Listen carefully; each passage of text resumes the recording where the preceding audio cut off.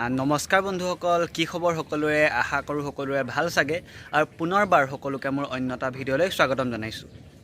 আৰু বহুত দিন ভিডিঅ' দিব পৰা নাছিলোঁ, অলপ ব্যস্ত আছিলোঁ, সেইকাৰণে দিব পৰা নাছিলোঁ। গতিকে আজি আকৌ পুনৰবাৰ নতুন এটা ভিডিঅ'লৈ আহি গ'লোঁ।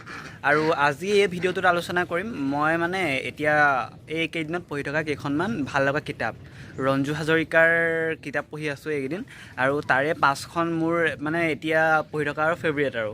গতিকে দেখাম কিতাপকেইখন কি কি কিতাপ, আৰু তাৰ কোনোবা কিতাপ পঢ়িছে নেকি কমেণ্টত জনাব। মানে মই যি পাঁচখন কিতাপ দেখুৱাম তাৰ ভিতৰত কোনোবা কিবা পঢ়া কিতাপ আছে নেকি মানে কমেণ্টত জনাব। গতিকে আহকচোন অলপ পলম নকৰি আজি ভিডিঅ'টো আৰম্ভ কৰোঁ। আৰু এই যিকেইখন কিতাপ দেখাম সেইখন আপোনালোকে যিটো আগৰ ভিডিঅ' আছিলে, মানে মেলাত গৈছিলোঁ যে তাৰ পৰা আনিছিলোঁ সেইখন কিতাপ, আৰু দুখনমান বৰ আগতে অনা কিতাপ। গতিকে দেখাম কিতাপখিনি। আৰু ৰঞ্জু হাজৰিকাৰ কিতাপ কোনে কোনে পঢ়ি ভাল পায় জনাবচোন। মোৰতো ভাল লাগে পঢ়ি, কিন্তু তেওঁ লিখা কিতাপবোৰ সদায় সাধাৰণতে সৰু হয় আৰু মূল্যটো তেনে কম হয়, সেইকাৰণে সকলোৱে পঢ়িব পাৰে তেওঁৰ কিতাপখিনি। খালি তেওঁৰ যিবোৰ কাহিনী অলপ সৰু হয়, সেইকাৰণে মনটো অলপ বেয়া লাগে, অকণমান দীঘল হোৱাহেঁতেন ভাল লাগে, এনেকুৱা লাগে। গতিকে তথাপিও বহুত ভাল লাগে তেওঁৰ, মানে মোৰ ভাল লগা লেখকসকলৰ ভিতৰত তেওঁ এজন, যিয়ে মানে ৰহস্যময় কাহিনী ভাল লাগে তেওঁৰ, আৰু ভৌতিক কাহিনী তেওঁ ভাল লাগে তেওঁৰ কিতাপ পঢ়ি। গতিকে আহকচোন কিতাপখিনি দেখাওঁ। কাৰ এনেকুৱা হয় জনাবচোন যে কোনোবা মেলা এখনলৈ গৈছে, ফাৰ্ষ্ট আপুনি গৈ পেলাই বেলেগ একো চোৱা নাই, গৈ পেলাই আপুনি বিচাৰি আছে যে ক'ত মানে কিতাপৰ যিখন দোকানখন ক'ত আছে, এনেকুৱা বিচাৰি ফুৰে। আপোনাৰ কাৰোবাৰ এনেকুৱা হৈছে নেকি? মই যে এনেকুৱা মেলাত গ'লে ফাৰ্ষ্ট মই চাওঁগৈ যে কিতাপৰ দোকান ক'ত আছে, মই সেইটোৱে চাওঁ।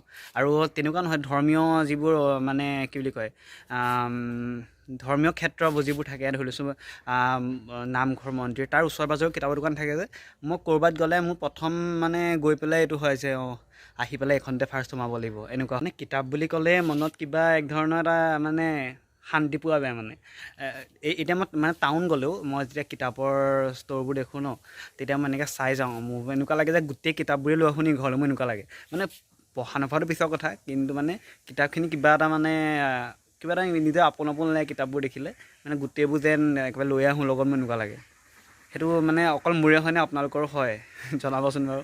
গতিকে এতিয়া দেখুৱাম প্ৰথমখন কিতাপ, যিখন মই পৰহি পঢ়ি শেষ কৰিছোঁ। গতিকে সেই কিতাপখন দেখাওঁ আহক।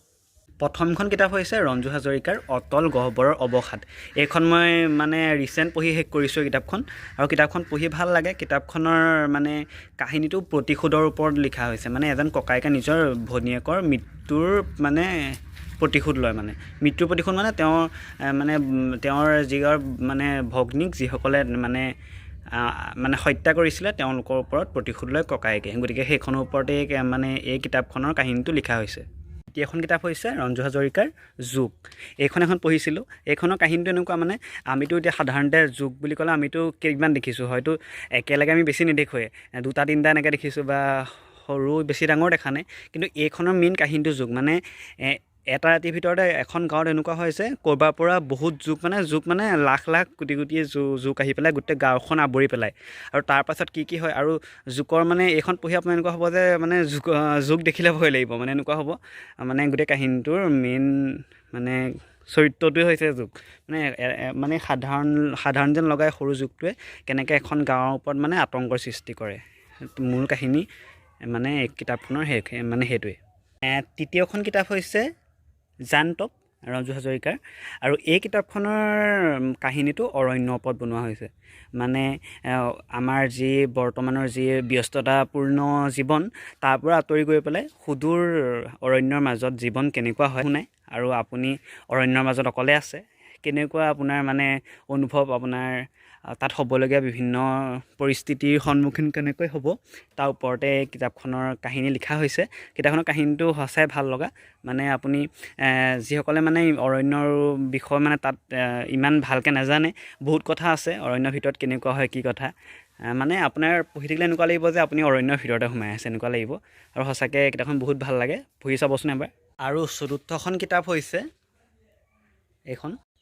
সেইখন হৈছে জঘন্য হত্যা বিভৎস ঘটনা। এইখনো ৰঞ্জু হাজৰিকাৰে কিতাপ হয়। আৰু এইখনৰ কাহিনীটো এনেকুৱা, মানে ইয়াত এটা কাহিনী নাই, টাইমৰ ওপৰতে লিখা হৈছে।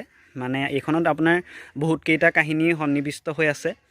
গতিকে যিসকলে সৰু কাহিনী তেনে মানে 10-15 মিনিটত পঢ়ি শেষ কৰিব বিচাৰে তেওঁলোকৰ কাৰণে এখন কিতাপ মানে সৰু কাহিনী সোনকালে শেষ হ'ব পঢ়ি পেলাই আৰু যিহেতু ৰঞ্জু হাজৰিকাৰ কিতাপৰ সদায় মানে পৰিধি তেনেই সৰু হয় গতিকে মানে এখন কিতাপ পঢ়োঁতে হয়তো আপোনাৰ 1 ঘণ্টা 1.5 ঘণ্টাৰ ভিতৰত হৈ যায় গতিকে সকলোৱে পঢ়িব পাৰে গতিকে এইখন 14খন কিতাপ আজি ভিডিঅ'টোৰ শেষৰখন কিতাপ মানে 5 নম্বৰ কিতাপখন হৈছে সেইখন হৈছে আক্ৰোশ এইখনো ৰঞ্জু হাজৰিকাৰে হয় আৰু এই কিতাপখনৰ কাহিনীটো সঁচাকৈ বহুত ইণ্টাৰেষ্টিং হয় ভাল লাগে মানে এইখনত কি হয় যে এটা মেকুৰীয়ে মানে বহুত মানুহক হত্যা কৰি থাকে আৰু মানে কাহিনীটো এনেকুৱা যে সেই মেকুৰীটোৱে এই মানুহখিনিক কেলৈ হত্যা কৰি আছে কিহৰ কাৰণে হত্যা কৰিছে গতিকে মূল কাহিনীটো সেইটোৱে মানে শেষত গম পোৱা যায় মানে মেকুৰীটোৱে তেওঁলোকক হত্যা কৰাৰ কাৰণ কি গতিকে পঢ়ি চাবচোন সঁচাই বহুত ভাল লাগে কিতাপখন যদিহে ভিডিঅ'টো চাই ভাল পালে তেন্তে চেনেলটো ছাবস্ক্ৰাইব কৰিব নাপাহৰিব আৰু ভিডিঅ'টো লাইক শ্বেয়াৰ কৰিব আৰু যদি এই ভিডিঅ'টো